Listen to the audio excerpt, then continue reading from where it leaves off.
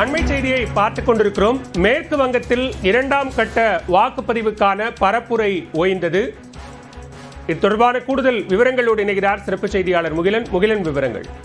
பாலா, தீவிர பரப்புரையானது தற்போது முடிவுக்கு வருகிறது. இன்று காலை முதல் உள்துறை அமைச்சர் அமித்ஷாவாக இருக்கட்டும், அல்லது பிரதமர் மோடியாக இருக்கட்டும், அல்லது மம்தா பானர்ஜியாக இருக்கட்டும், பெருமளவில் மக்களை சந்திக்கக்கூடிய நிகழ்வுகளில் ஈடுபட்டதை நம்ம காலையிலிருந்து பார்த்து வருகிறோம். குறிப்பாக இன்று மதியம் மம்தா பானர்ஜி தான் போட்டியிடக்கூடிய பவானிபூர் பகுதியில் ஒரு பெரிய கூட்டத்துக்கு ஏற்பாடு செய்தார். அப்போ ஒரு பேரணியிலும் ஈடுபட்டார். அதைத் தொடர்ந்து பிரதமர் மோடி 2 இடங்களில் இன்று பிரச்சாரத்தில் ஈடுபட்டார்.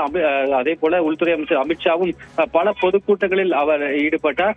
குறிப்பாக பிரதமர் மோடி இன்று பேசும்போது ஏற்கனவே மேற்கு வங்காளமானது பாஜகவுக்கு ஓட்டளிப்பதற்காக முடிவு செய்து விட்டது என்ற ஒரு கருத்தை முன்வைத்தார். அது மட்டுமல்லாது அமித்ஷா இருக்கக்கூடிய வாக்காளர்கள் எந்த ஒரு பயமும் இல்லாமல் வந்து வாக்களிக்க வேண்டும் என்று தெரிவித்திருந்தார்.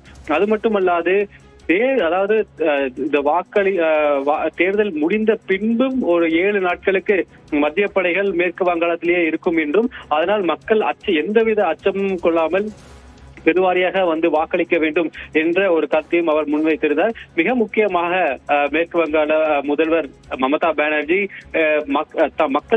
மக்கள் மீது தனக்கு முழு நம்பிக்கை இருப்பதாகவும், இந்த முறையும் அவர்கள் திரிணாமுல் காங்கிரசுக்கு பெருவாரியாக வாக்களிப்பார்கள் என்ற ஒரு கருத்தையும் முன்வைத்திருக்கிறார். தற்போது பிரச்சாரமானது ஓய்வுக்கு வருகிறது.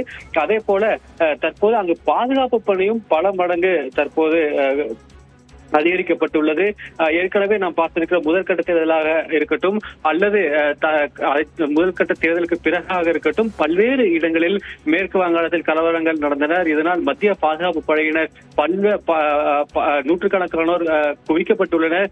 மிக முக்கியமாக இன்று பாஜக தேசிய தலைவர் நிதின் நபீன் ஒரு மத்திய பாதுகாப்பு படைக்கு சொந்தமான ஒரு வாகனத்தில் சென்று பிரச்சாரத்தில் ஈடுபட்டார். இது தொடர்பாகவும் பெரும் சர்ச்சை எழுந்தது.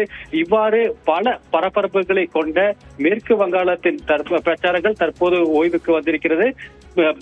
பாதுகாப்பும் பலப்படுத்தப்பட்டிருக்கிறது. இனி 29ஆம் தேதி மேற்கு வங்காளத்தின் 2வது கட்ட தேர்தலானது நடைபெற இருக்கிறது. பாலா, விவரங்களுக்கு நன்றி முகிலன்.